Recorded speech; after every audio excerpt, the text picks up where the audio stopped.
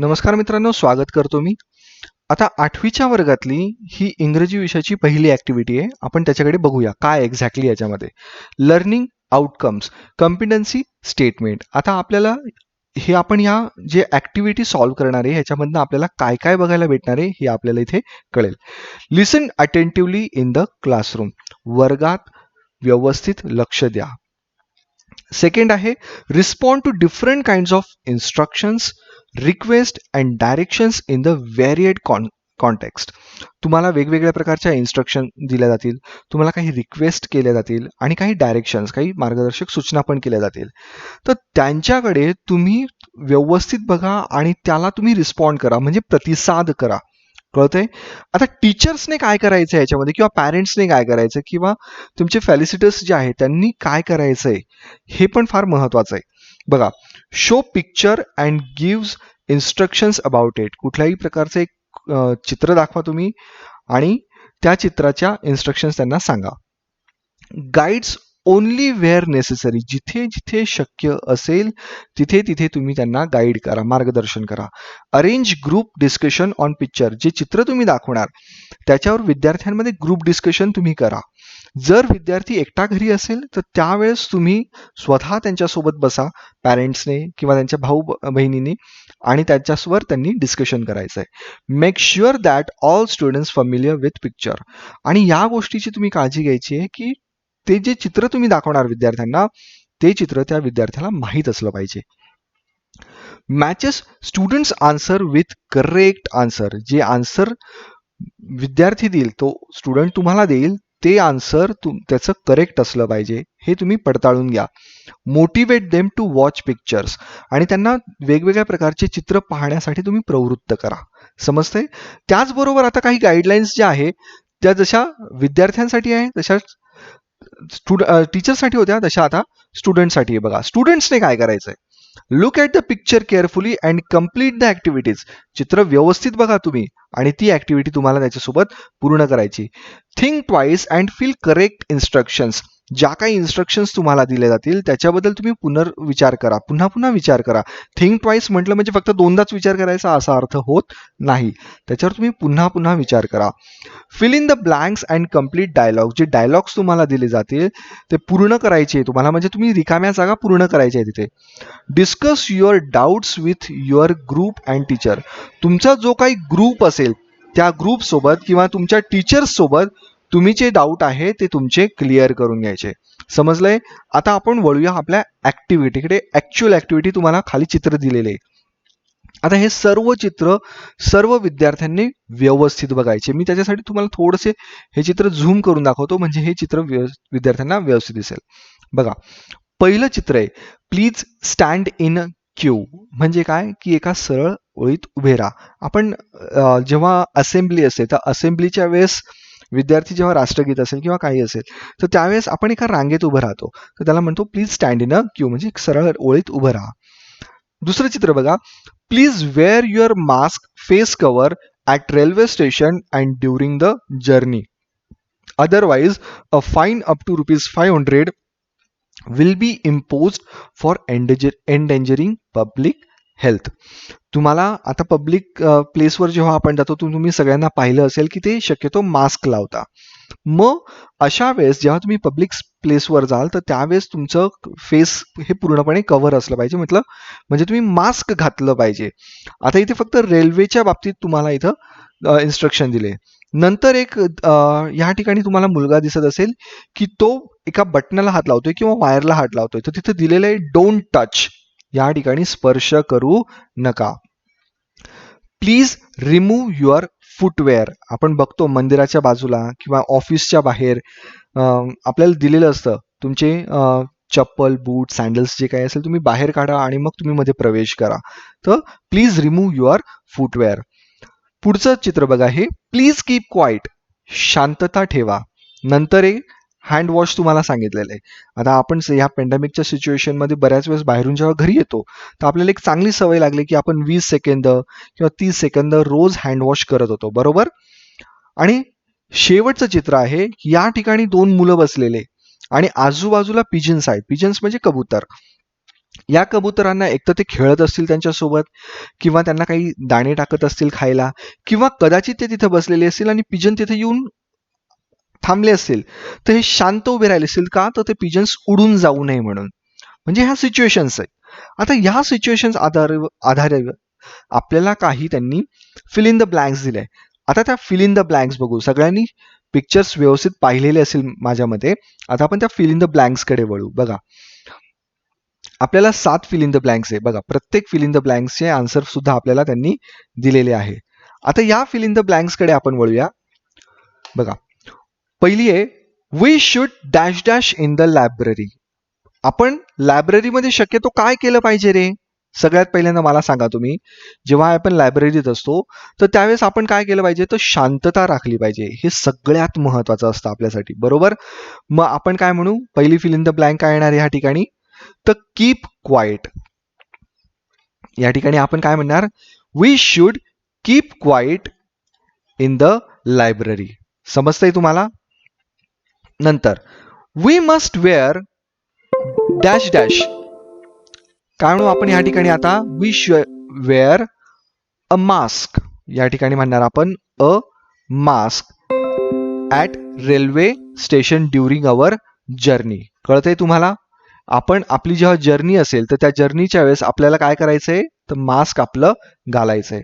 नंतर थर्ड तुम्ही बघताय, तर थर्ड मध्ये काय बघा, प्लीज स्टँड इन अ. आपण बघा क्यू म्हटलो तो म्हणजे एका रांगेत सरळ उभा. Please stand in a queue at ticket counter. Ticket काउंटरवर एका सरळ रांगेत तुम्ही उभे राहा. फोर्थ बघा, we must dash dash with a soap or handwash. We must wash our hands with a soap or a handwash. समजतंय तुम्हाला? नंतर, please remove your footwear outside the computer lab. Sixth आहे, डोंट मूव्ह. हलू नकोस. Don't move, pigeons will fly away. तू जर हल्लास तर ते पिजन्स उडून जातील. आणि सेवन्थ आहे, dash dash open wire cable. Don't touch open wire cable. समजलंय तुम्हाला सर्वांना? आता या ठिकाणी हे जे फिल इन द ब्लँक्स आहे, हे सर्व विद्यार्थ्यांनी, मी एक असं इन्स्ट्रक्शन करेल तुम्हाला की हे सर्व फिल इन द ब्लँक्स तुम्ही तुमच्या वहीमध्ये लिहा, म्हणजे तुम्हाला याची एक प्रॅक्टिस होईल. अंडरस्टूड? आता आपण नेक्स्ट ऍक्टिव्हिटीकडे मिळू, म्हणजे त्याच्यातलीच ऍक्टिव्हिटी आहे. फर्स्ट ऍक्टिव्हिटी मधला सेकंड पार्ट बघा. हा सॉल्व ऍक्टिव्हिटी ऑर डेमो. आता बघा, तुम्हाला हे एक चित्र दिसतंय तुमच्या समोर. या चित्राला मी थोडं झूम करतो म्हणजे तुम्हाला ते कळेल एक्झॅक्टली काय. बघा, या मुलीचा जर तुम्ही पोशाख बघितला तर तुम्हाला कळेल की तिच्या पाठीवर बॅग आहे आणि मोठी बॅग आहे, खूप साहित्य आहे त्याच्यामध्ये. आणि दुसरं, त्या मुलीच्या हातामध्ये काहीतरी एक तर मॅप आहे किंवा काही चित्र आहे. अदरवाईज ती एक तर विचारत असेल, तो जो माणूस आहे त्यांना, की मला ह्या मॅपनुसार मी एक लोकेशन आहे तर हे कुठे आहे याच्याबद्दल कदाचित ती विचारत असेल, किंवा ती कुठल्या तरी कॅम्पला आली असेल आणि त्या ठिकाणी तो व्यक्ती जो आहे तो गाईड असू शकतो आणि त्या व्यक्तीने त्या मुलीला सांगितलं असेल की तू ह्या दिशेला जा किंवा तू त्या दिशेला जा किंवा तुझा कॅम्प ह्या ठिकाणी असेल, म्हणजे ह्या इन्स्ट्रक्शन्स दिल्या. तर आपल्याला ह्या इन्स्ट्रक्शन्स ज्या आहे ह्या प्रॉपरली आपल्याला मेन्शन करायचे आहे. तर मग बघा, teacher will tell to watch the picture and prepare suitable instructions for it. आता मी तुम्हाला जसं हे पिक्चर समजावून सांगितलंय, तर तुम्ही याच्याबद्दल इन्स्ट्रक्शन्स काय काय असू शकतील हे तुम्ही तिला सांगायचंय. कळतंय? आता प्रॅक्टिससाठी बघा, आपल्याला एक नवीन प्रकार दिलेला आहे. या ठिकाणी बघा, teacher will talk about the following information. ही खाली इन्फॉर्मेशन दिलेली आहे, याच्याबद्दल आपण बोलतोय. Which is related about request and forms to groups of the class.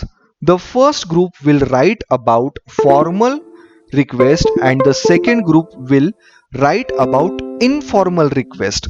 या ठिकाणी तो एक इनफॉर्मल रिक्वेस्ट बद्दल पण लिहिणार. Both groups will present to the class. आता दोन्ही ग्रुप कुठे असतील, तर हे क्लासमध्येच असणार आहे.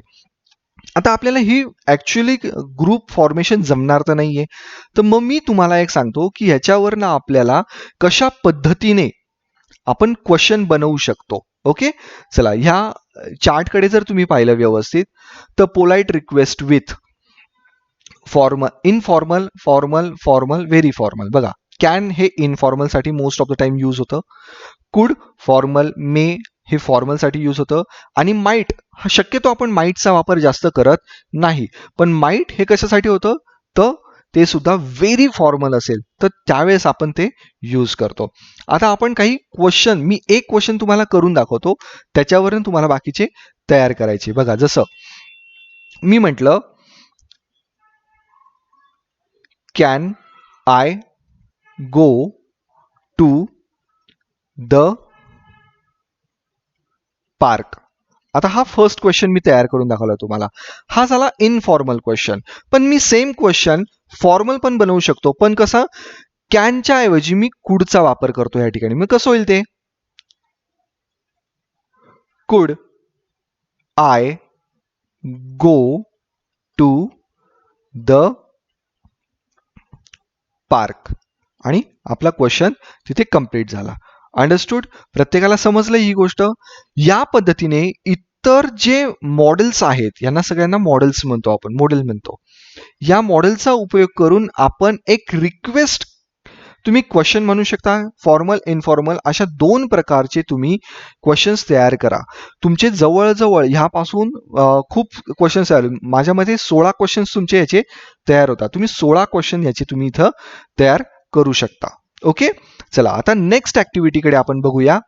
मी याला मिनिमाइज करून देतो पहिल्यांदा, सॉरी त्याची साईज कमी करतो. आता पुढचं हे बघा, एक्सटेन्शन ऍक्टिव्हिटी, पॅरलल ऍक्टिव्हिटी और रिइन्फोर्समेंट तुम्ही ह्याला म्हणू शकता. आता ही ऍक्टिव्हिटी तुम्ही व्यवस्थित बघा. Ladies, gentleman, accessible toilet, baby changing. बघा, teacher will tell the students to watch the board carefully and frame some instructions for new comer in the city. तुमच्या शहरात कोणीतरी व्यक्ती नवीन आलेला आहे आणि त्याला या बोर्डबद्दल माहीत नसेल कदाचित, तर त्याला या बोर्डबद्दलची व्यवस्थित माहिती तुम्हाला द्यायची आहे. तर तुम्हाला त्याच्यासाठी इन्स्ट्रक्शन्स तयार करायचे आहे. मग बघा, आपण हे मॉल्समध्ये बघतो, रेल्वे स्टेशन्सवर तुम्ही हे बघू शकता, किंवा तुम्ही एअरपोर्टवर बघाल, किंवा तुम्ही थिएटरमध्ये ह्या गोष्टी बघाल, किंवा मोठ्या मोठ्या इन्स्टिट्यूशन्स असतील, ऑफिसेस असतील, तर त्या ठिकाणी तुम्हाला हे बोर्ड दिसता. हे बोर्ड शक्यतो कुठे असतात तर टॉयलेट जवळ असता. बघा, बेबी चेंजिंग म्हणजे या ठिकाणी जर एखाद्या बाळाने सू किंवा शी केलेली असेल किंवा काही घाण केलेली असेल, त्याचे क्लोथ्स चेंज करायचे असतील, तर त्या ठिकाणी ती चेंजिंग रूम असते. मग त्या बाळाला तुम्ही तिथे घेऊन जाऊ शकता आणि तिथे ते क्लोथ्स असतील किंवा डायपर असेल ते काढून तुम्ही तिथे डस्टबिन असेल त्या डस्टबिनमध्ये टाकू शकता, फेकू शकता. त्याच्यासाठी ती रूम दिलेली असेल. Accessible toilet. आता ॲक्सेसिबल टॉयलेट काय असतं तर मोस्ट ऑफ द टाइम जे लोक फिजिकली डिसेबल असतात, म्हणजे ज्यांना आपण दिव्यांग म्हणू शकतो, तर त्या लोकांसाठी इझिली ॲक्सेसिबल टॉयलेट असू शकतं. मग त्यांना जास्त त्रास होणार नाही रेग्युलर टॉयलेटमध्ये, म्हणून त्यांच्यासाठी ते ॲक्सेसिबल टॉयलेट दिलं जातं. नंतर हे तुम्ही बघता, फोटो दिलेला असतो. जर माणसांसाठी असेल तर जेंटलमन ते म्हणता, आणि लेडीजसाठी असेल तर हा दुसरा फोटो दिला जातो की हे लेडीज टॉयलेट आहे. याच्यावरनं तुम्हाला त्या आता व्यक्तीला इन्स्ट्रक्शन द्यायचे. आता तुम्ही कशा द्याल हे तुम्हाला इथे लिहायचं आहे. कळतंय तुम्हाला? समजतंय? एक छोटीशी ऍक्टिव्हिटी आहे, ही तुम्ही करण्याचा प्रयत्न करा. आता दुसरं आहे इव्हॅल्युएशन. पुढचं, frame your on instruction in the following situation. आता तुम्हाला खाली सिच्युएशन दिले 4. या 4 सिच्युएशनसाठी तुम्हाला स्वतः क्वेश्चन तयार करायचे. ओके, चला मग आपण आता बघूया की आपल्याला काय काय इन्स्ट्रक्शन्स दिलेले आहे, सिच्युएशन दिलेले. People are not wearing mask during journey. आता लोकांनी जर्नीच्या वेळेस कुठल्याही प्रकारचं मास्क घातलेलं नाहीये. मग तुम्हाला काय, तुम्ही त्यांना सांगू शकता की काय करा बाबांनो तुम्ही. मग तुम्ही काय म्हणता, प्लीज